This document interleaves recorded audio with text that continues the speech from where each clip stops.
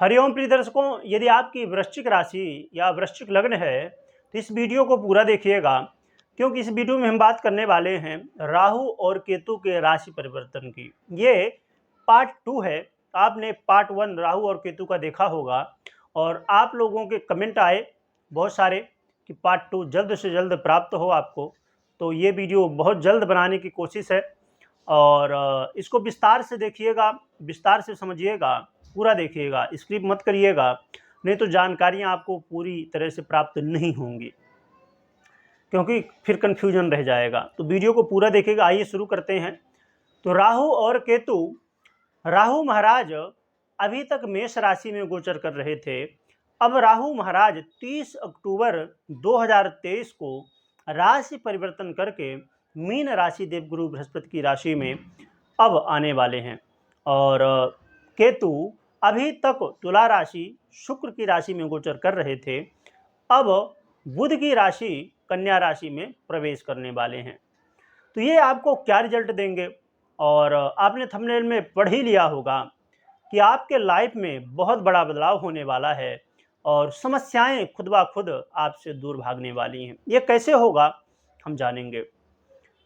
तो राहु महाराज अभी तक आपके षष्ठम भाव में गोचर कर रहे थे और यहाँ पर विराजमान होके शत्रुओं की वृद्धि, कोर्ट कचहरी के मामले, यात्राओं में समस्याएं और कर्ज की स्थिति और बहुत सारी और भी समस्याएं उत्पन्न कर रहे थे आपके कामकाज में, आपके व्यापार में, और अनेक तरह की समस्याएं, सुखों में अनेक तरह की समस्याएं उत्पन्न कर रहे थे, परंतु अब इनसे छुटकारा मिलने वाला है। आइए जानते हैं।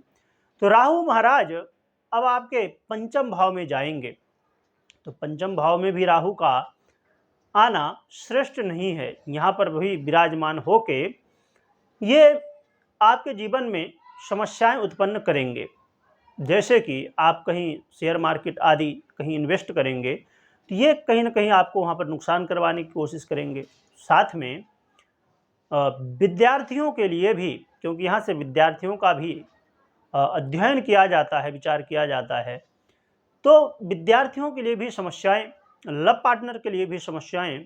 और एक बात और भी बता दूं कि किसी ने कमेंट किया था कि आप लव पार्टनर के जो लोग हैं उनको बढ़ावा देते हैं। यहाँ पर बढ़ावा देना नहीं है, यहाँ पर जो विषय हैं उनको बताना है। हम तो यही चाहते हैं कि लोग सत्कर्म करें, हमारी जो परंपराएं हैं सनातन धर्म की उनके अनुसार ही सब कार्य करें, परंतु जो विषय हैं उनको प्रकट करना भी हमारा कर्तव्य है। इसलिए हम हर एक विषय में चर्चा करते हैं। और इसमें यह भी जरूरी है कि लव पार्टनर जो हैं तो वो कोई, अब उनके मन की स्थिति है जिसमें हमारा कोई जोर नहीं है, उनकी मन की स्थिति है। परंतु मैं भी यही कहूँगा, उनका कमेंट तो ठीक ही था, परंतु मैं यही कहूँगा कि जो लव पार्टनर हैं, आपकी कोई भी राशि हो सकती है, तो मैं यही कहूँगा कि आप सनातन धर्म के रीति रिवाज से ही आगे जीवन में बढ़ें। वो आपके हित के लिए ही सनातन धर्म ने जो मार्ग बताया है वो आपके हित के लिए ही है, न कि गलत रास्ता है।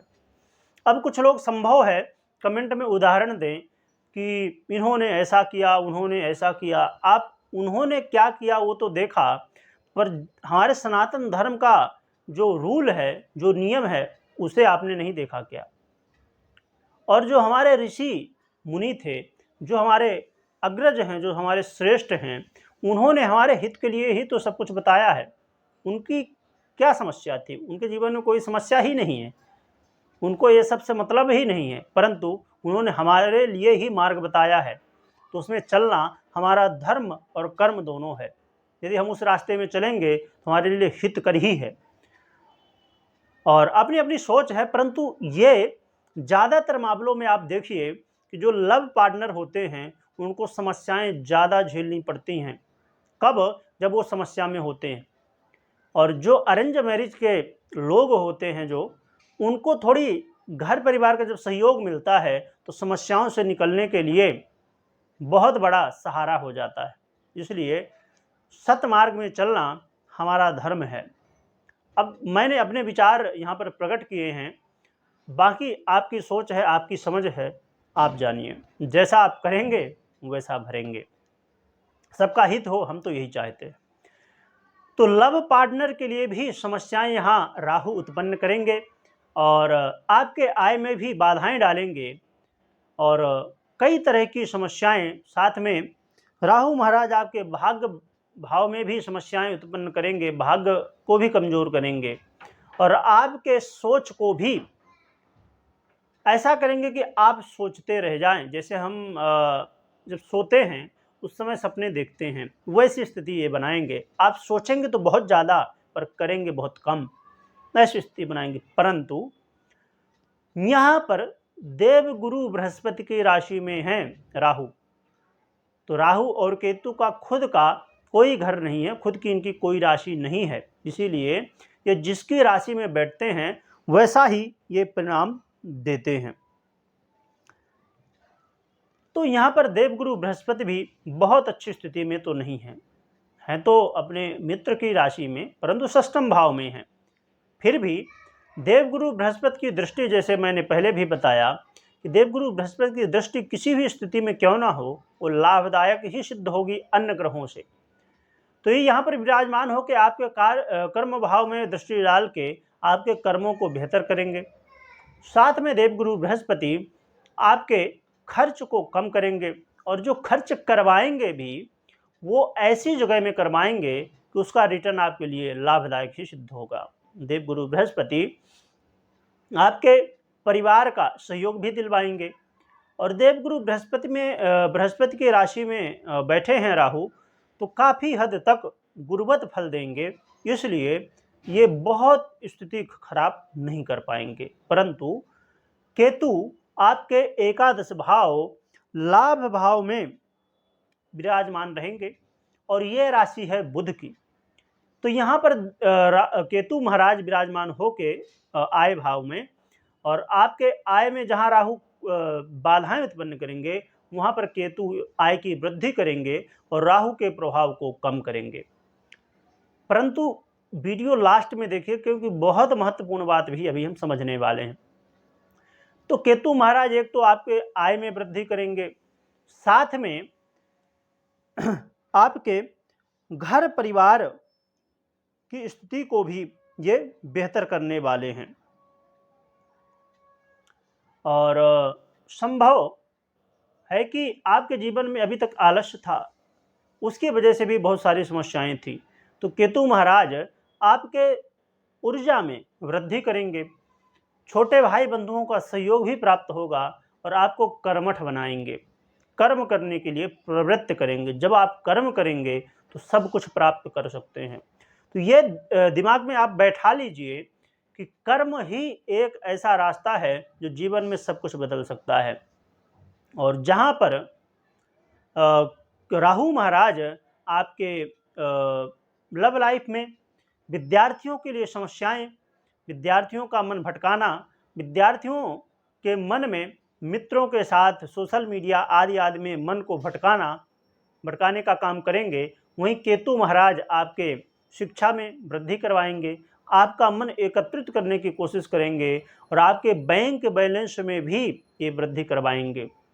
संतान को भी सद्बुद्धि देंगे जिससे आपके काम बन सकें। इसीलिए हमने लिखा है कि समस्याएं खुद ब खुद भागेंगी, क्योंकि एक तरफ राहु तो समस्याएं उत्पन्न कर रहे हैं, दूसरी तरफ गुरु और केतु आपको बचा रहे हैं।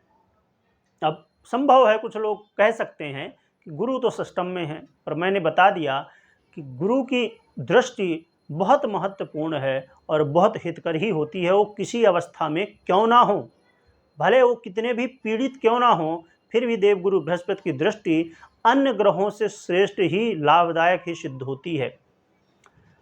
और यदि व्यय भी करवाते हैं देवगुरु बृहस्पति तो वो सत्कर्म में ही तो करवाएंगे, पूजा पाठ करवाएंगे, कुछ अच्छे कर्म करवाएंगे, तो उसका रिजल्ट तो अच्छा ही प्राप्त होगा। जब आप सत्कर्म करेंगे, सत्कर्म में खर्च करेंगे, तो वो तो आपके लिए आज नहीं तो कल लाभदायक होगा।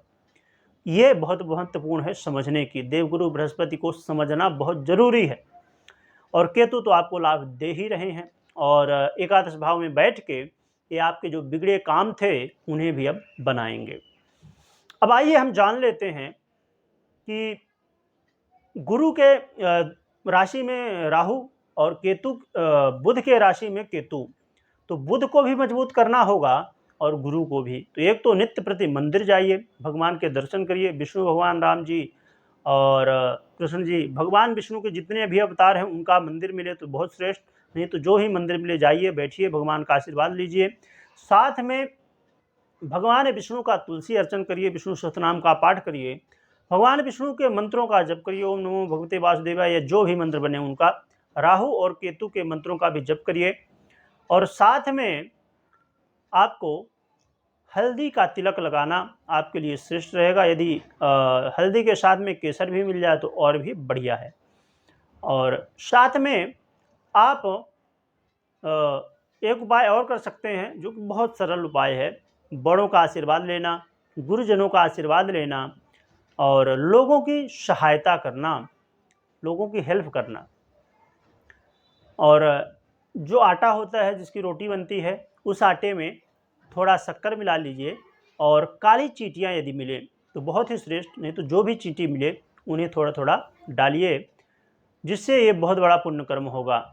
और हरी वस्तुओं का दान कर सकते हैं, पीली वस्तुओं का भी दान कर सकते हैं।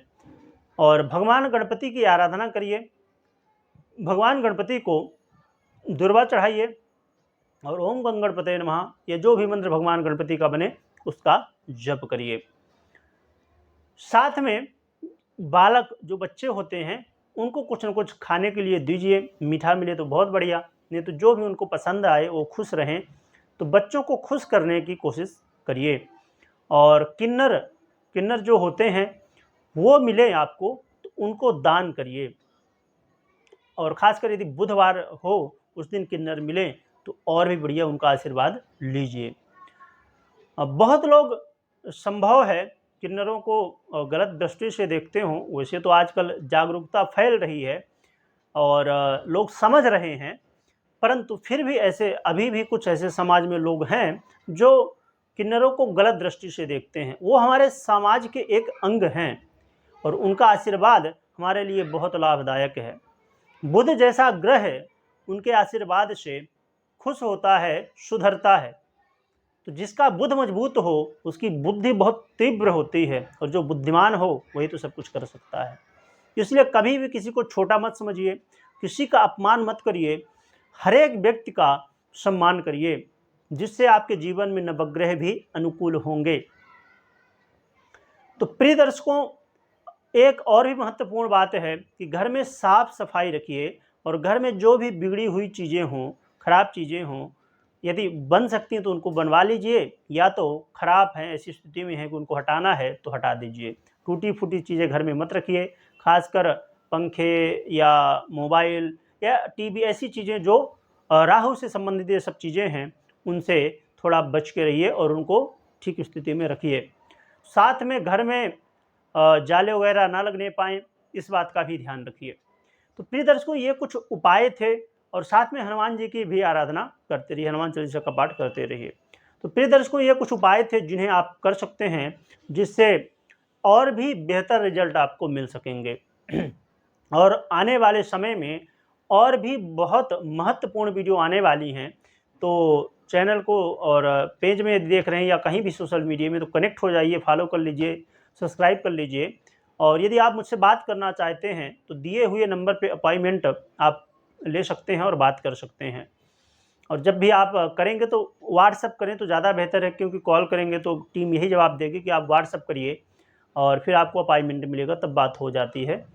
और ये नंबर आप देख पा रहे होंगे, तो आप कर सकते हैं। और प्रिय दर्शकों, उपाय और धर्म से जुड़ना, सत्कर्म करना, यही हमारे जीवन को सुधारता है, तो करते रहिए। वीडियो देखने के लिए बहुत बहुत धन्यवाद।